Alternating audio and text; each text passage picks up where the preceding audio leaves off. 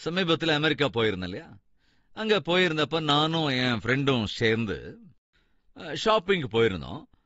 அப்போ ஒரு ஷாப்புக்கு போய் ஏதோ வாங்கணும் அப்படின்னு நினைச்சு நான் ஏதோ சில பொருட்களை வாங்கினேன். வாங்கிட்டு என்னோட பேங்க் கார்டை கொடுத்தேன். அப்படி என் கார்டை கொடுத்தப்போ அந்த கார்டு டிக்ளைன் அப்படின்னு வந்துருச்சு. என்னது, என் பேங்க் கார்டு டிக்ளைன் ஆயிடுச்சு அப்படின்னு சொல்லி அவர்கிட்ட கேட்டேன், என்ன காரணம் டிக்ளைன் ஆச்சுன்னு கேட்டேன். அப்ப அவரு சொன்னாரு, நோ பேலன்ஸ் அப்படின்னு. இது எங்க? அமெரிக்கால பேலன்ஸ் இல்லையா? அதை கேட்க கொஞ்சம் கஷ்டமா தானே இருக்கும். ரைட், சரின்னு அதை வாங்கிட்டு இன்னொரு பேங்க் கார்டு எடுத்து அதை அவர்கிட்ட கொடுத்தேன். கொடுத்து இதை பாருங்க அப்படின்னு கொஞ்சம் தைரியத்தோடு அதை கொடுத்தேன். அப்படி தைரியமா கொடுத்தப்போ அவரும் சந்தோஷமா சிரிச்சுக்கிட்டே வாங்கிட்டாரு. வாங்கிட்டு என்கிட்ட சொன்னாரு, இந்த பின் என்டர் பண்ணுங்க. நானும் பின்னர் பயங்கரமா என்டர் பண்ணேன். இப்ப அதை என்டர் பிரஸ் பண்ணுங்க பண்ணேன். அதுல இருந்து நீட்டா ஒரு ஸ்லிப் வெளியே வந்தது. எஸ், சாதிச்சாச்சுன்னு நினைச்சேன். அதுல என்ன ஸ்லிப் வந்ததுன்னா டிக்ளைன்ட் அப்படின்னு வந்தது. மறுபடியும் டிக்ளைன்ட். என்னங்க இது கூட டிக்ளைன் வருதுங்க? அதை வாங்கி அதை ஸ்லிப்பை பார்த்தேன். அதுல என்ன இருந்ததுன்னா இன்சஃபிஷியன்ட் ஃபண்ட். என்னதுங்க? உன் பேங்க்ல பணம் இல்ல. உங்களுக்கு தெரியுமோ இல்லைங்க, அமெரிக்கால இருந்து இந்தியா வர வரைக்கும் ஒரு காஃபி கூட நான் குடிக்கலங்க. ஏன்னா பேங்க்ல பேலன்ஸ் இல்ல, அக்கவுண்ட்ல பணம் இல்ல. நான் எவ்வளவு ஹைட் ஆனவனா இருந்தாலும், எவ்வளவு பெரிய ஊழியக்காரனா இருந்தாலும், அமெரிக்காவில இருந்து வரும்போது மத்தியில் எங்கேயாவது பிளைட் இறங்கினா கூட எங்கேயும் போல கப் சுப்னு அப்படியே உட்கார்ந்து இருந்தேன். காஃபி குடிக்கலான்னு இருக்கு, ஆனா எங்க போய் குடிக்கிறது?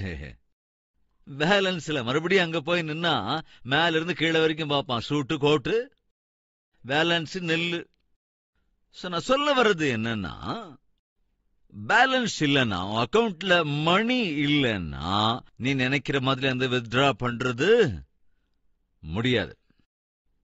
கவனிங்க, தேவனிடத்துல இருக்கின்ற பேங்க்ல நீயும் நானும் டெபாசிட் பண்ண வேண்டியது பணத்தை இல்ல.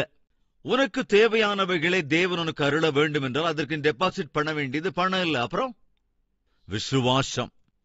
நீ தேவனிடத்துல எந்த அளவுக்கு விசுவாசத்தை காண்பிக்கிறாயோ அந்த அளவுக்கு நீ ஆசீர்வாதத்தை அவரிடத்திலிருந்து பெற்றுக்கொள்ளுவாய்.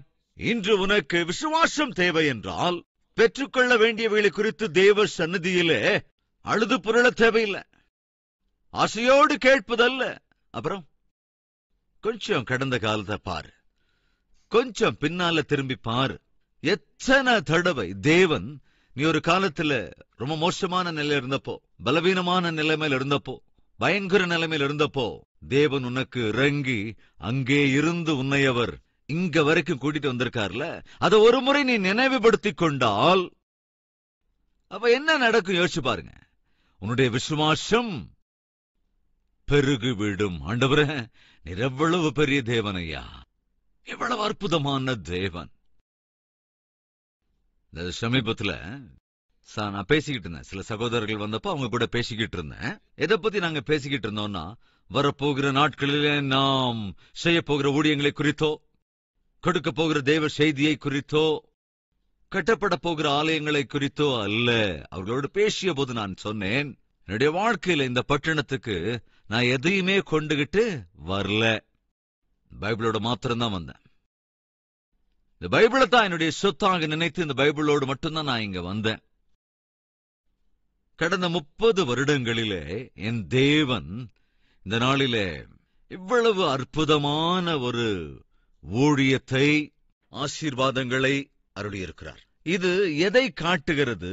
என் தேவன் சாதாரணமானவர் அல்லவென்று, என் தேவன் சாமான்யமானவர் அல்லவென்று, என் தேவன் அசாத்தியமானவர் என்று என்னுடைய உள்ளத்திற்கு திரும்ப திரும்ப ஞாபகப்படுத்துகிறது என்னுடைய கடந்த காலத்தை. எப்பொழுது என் தேவன் சாதாரணமானவர் அல்ல, அசாதாரணமானவர் என்று என் உள்ளம் எனக்கு நினைவுபடுத்துகிற போது என்ன நடக்கிறது? என்னுடைய விசுவாசம் பெருகுகிறது. என்னுடைய சத்துக்கு மீறின எதையாவது ஒரு சூழ்நிலையை எதிர்கொள்ள வேண்டி வருகிற போது ஒரு தடவை நான் பின்னாடி திரும்பி பார்த்தேன்னா எனக்கு எது ஞாபகத்துக்கு வரும்? இன்னைக்கு எதிர்கொள்கிற இந்த பிரச்சனையை விட கடந்த காலத்திலே நான் எதிர்கொண்ட பிரச்சனைகள், அல்லது தேவன் எனக்கு அருளின பதில்கள், தேவன் எனக்கு அருளிய சமாதானம், இதைவிட பயங்கரமான நிலைமையிலிருந்து, இதை காட்டிலும் மிகுந்த அபாயத்தினூட ஆபத்தினூட நான் போய்கொண்டிருந்த போது என் தேவன் எனக்கு துணை நின்று சிங்கத்தின் வாயிலிருந்தும் மரண இருளின் பள்ளத்தாக்கிலிருந்தும் தேவனை விடுவித்து வழிநடத்தி இதுவரை கொண்டு வந்திருக்கின்றார்.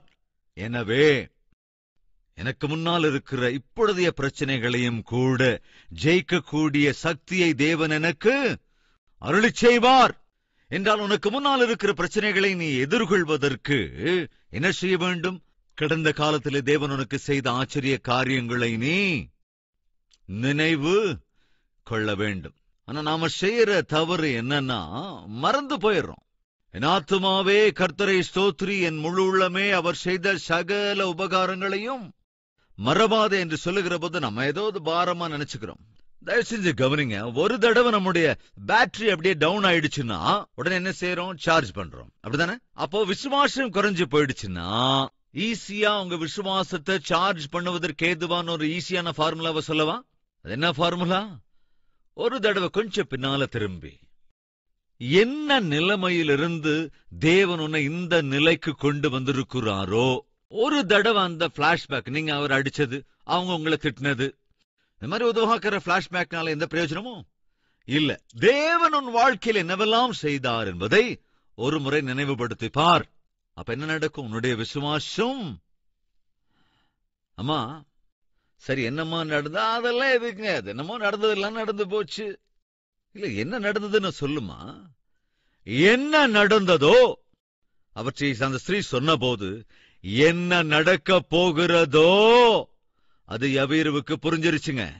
அந்த பெண் அவருடைய வாழ்க்கையில் நடந்தவைகளை எல்லாம் சொல்லி விளக்கிய போது, யவீருவின் மகளுடைய வாழ்க்கையிலே தேவன் என்ன செய்ய போகிறாரோ அது யவீருவுக்கு நல்ல விளங்கி இருக்கும்.